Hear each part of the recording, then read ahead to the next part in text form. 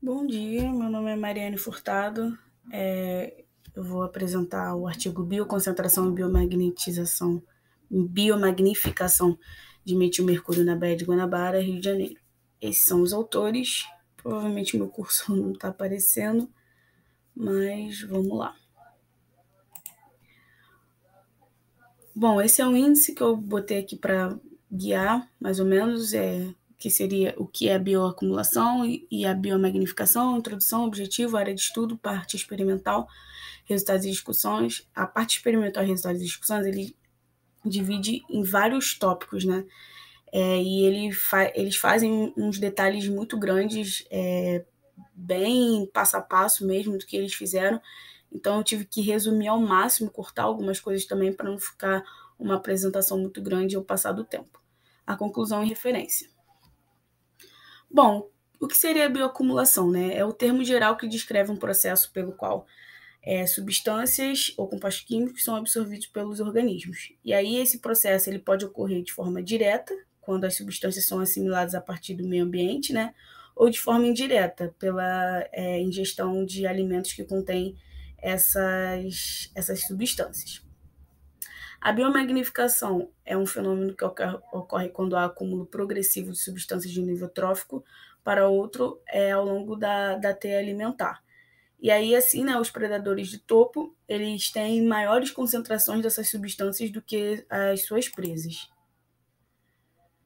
Bom, aqui já falando na introdução, com o aumento das atividades industriais agrícolas e mineradoras, que aumentaram aí, né, os produtos químicos, né, a liberação de substâncias potencialmente tóxicas, enfim. E ainda também tem o crescimento populacional, né? Foram aí observadas no último século uma série de contaminantes que vem sendo liberada para o meio ambiente, principalmente aí, né, para a atmosfera e os ecossistemas aquáticos.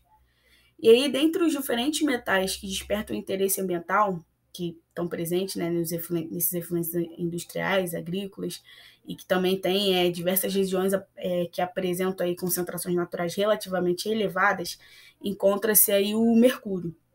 E aí a exposição ambiental ao mercúrio na cadeia alimentar, principalmente para consumidores de nível trófico superior, ele é bem maior, né?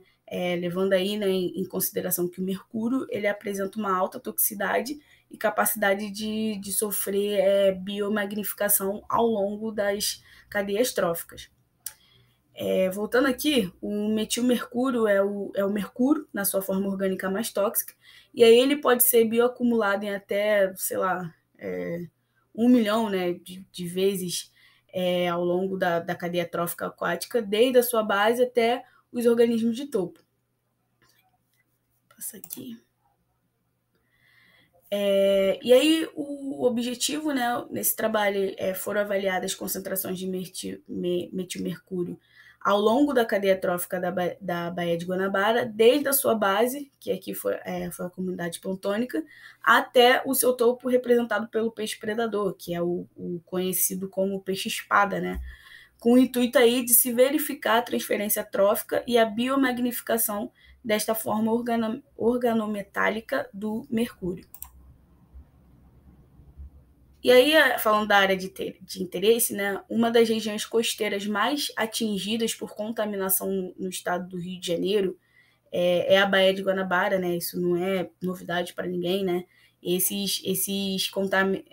Essa contaminação ela pode ser por esgoto doméstico, efluentes industriais, agrotóxicos, enfim, que não tem esse tratamento prévio.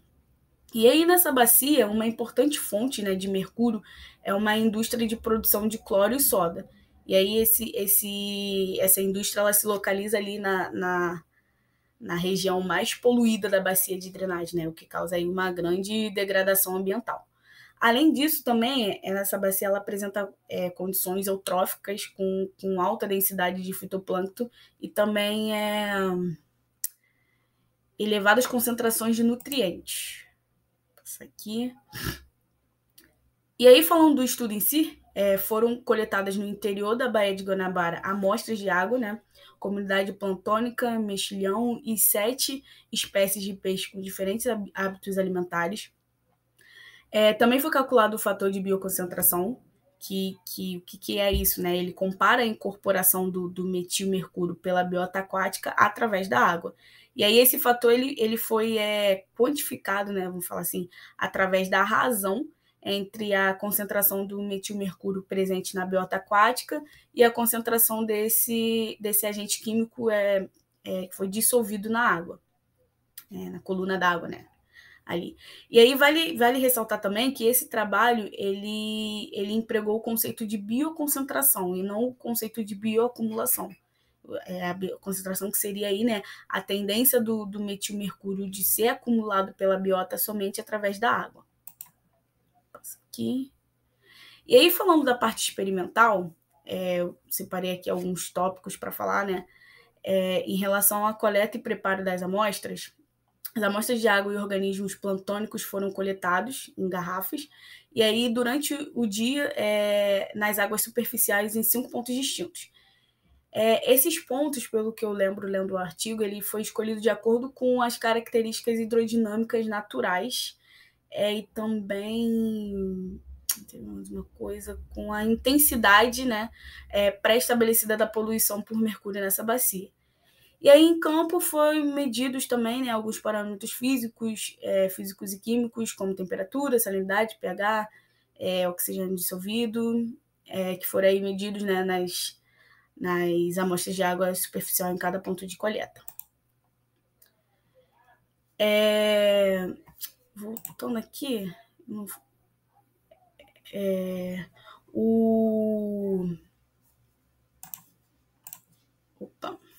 voltei aqui.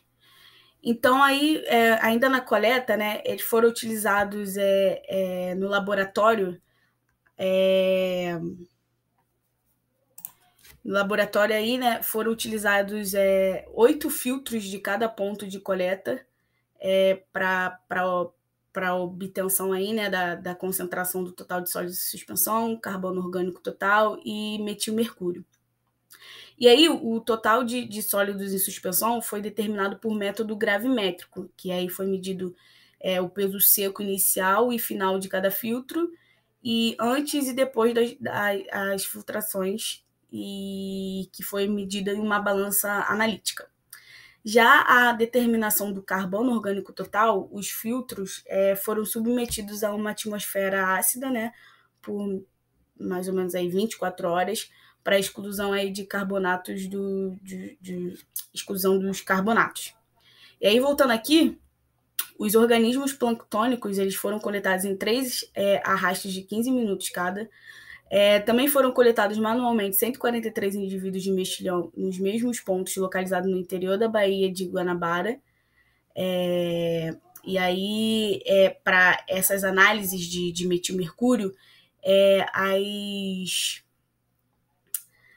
as amostras, né, de plâncton e de mexilhão, elas foram secas através do processo de liofilização e foram mantidas em um dessecador até o momento das análises.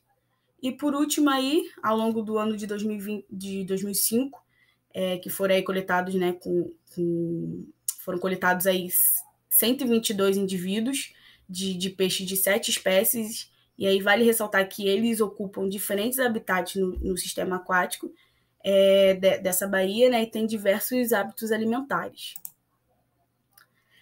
Essa aqui é a tabela onde mostra, bem interessante, onde mostra o nome da espécie, né, que foi coletada, o número de pontos amostrais, aqui meu cursor não está aparecendo, mas aqui, né, a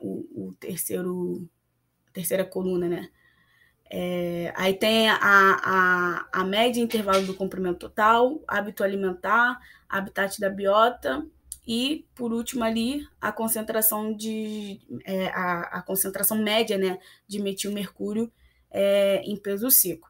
E aí vale ressaltar, é importante ressaltar que as espécies de peixe empregadas nesse trabalho eles foram agrupados de acordo com a dieta alimentar, ou seja, em grupos de espécies de peixe que se alimentam de fontes alimentares que são similares. E também elas utilizam essas fontes do mesmo modo. E também, além de serem ali, né, frequentemente consumidos pela população local ali. E aí, os procedimentos analíticos, eles empregou aí o procedimento analítico desenvolvido no laboratório do National Institute for Minimeta e adaptado no laboratório de radioisótopos Eduardo Pena Franca da UFRJ. E as análises na água e biota consistiram em uma combinação de extrações com ditizona em tolueno, identificação e quantificação do metilmercúrio através do instrumento já mencionado. O estudo ele detalha passo a passo em como foi feito esse método, né? Mas não coloquei aqui porque não quis me estender.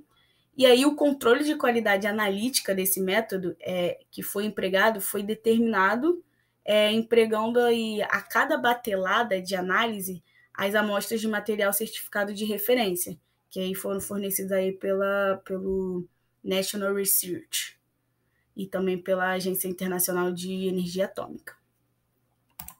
Passa aqui. E aí, né, agora falando dos limites de detecções, né, falando aí dos resultados e discussão, limites de detecção e controle de qualidade analítica, depois, né, dessas análises, de passar por uma série de análises estatísticas, né, dos dados, o limite de detecção, nesse estudo, ele foi definido como 3 vezes o desvio padrão das leituras do branco, do método. E aqui nessa tabela a gente pode ver as análises do metilmercúrio nas amostras dos materiais certificados de referência, aqui nessa primeira coluna que a gente pode ver. E aí a gente pode ver aí que houve uma boa concordância entre o valor de concentração obtido experimentalmente, essa aqui terceira coluna, e o valor de concentração do certificado, né? Que é essa segunda coluna aqui, que foi de cada material de referência. E aí os desvios padrões obtidos eles também foram baixos, mostrando uma boa reprodutibilidade do método analítico empregado, né? E aí a gente pode concluir, né, que o método analítico empregado se mostrou eficiente e reprodutivo para análise de metilmercúrio em tecidos de organismos. Passa aqui. Em relação ao metilmercúrio na biota aquática, os peixes eles assimilam o metilmercúrio principalmente através da ingestão do alimento. Ou seja, né, o que isso quer dizer? Através da transferência trófica do metilmetano da presa para o predador. E aí, nesse estudo, a transferência trófica do metilmercúrio ao longo da cadeia trófica da baía, né, ela foi avaliada através da transferência que estava acumulada nos tecidos das presas, tá aqui eu coloquei as presas, né, para o predador de topo de cadeia, para o predador pouco vorazes e deixes para o predador de topo de cadeia. E aí essa observação ela alerta, né, para o risco ambiental conforme vai transferindo esse poluente através da cadeia trófica, podendo alcançar aí o homem, né, porque, como dito, esses pescados aí são frequentemente parte aí da alimentação da família. E aí, ainda que na biota aquática, essa figura é muito interessante, que aí a gente observa, a gente pode verificar que o tecido muscular do peixe-espada ele apresentou a maior concentração de metilmercúrio, que é esse número aqui que não está entre parênteses, e aí foi seguida, né, pela encontrada nos peixes predadores pouco vorazes, que são aqui a curvina, o robalo, o bagre e a cocoroca. Que correspondem aí, né, os itens alimentares do predador topo de cadeia, ali do peixe-espada. E aí a gente pode ver que a concentração de metil do metilmercúrio no tecido muscular da corvina ele é aproximadamente 5 vezes superior ao valor encontrado na sua presa, que é aqui o mesoplâncton, e também é aproximadamente 3 vezes menor do que o valor encontrado no tecido do seu predador, que é o peixe-espada. Além disso, a gente pode ver também, né, que esse metilmercúrio no tecido muscular ali da tainha, ele é aproximadamente 5 vezes superior ao valor encontrado na sua presa e também é aproximadamente 7 vezes menor do que o valor encontrado no tecido do seu predador peixe-espada. E aí o que isso quer dizer, né? Esses fatos, eles indicam que o metilmercúrio ele está sofrendo o processo de biomagnificação, né, ao longo da cadeia trófica dessa região aí que foi estudada, levando em consideração que a biomagnificação ele é um elemento que ocorre quando se verifica que há um aumento, né, na concentração desse poluente, né, do metilmercúrio, em pelo menos 3 níveis tróficos aí consecutivos da cadeia trófica.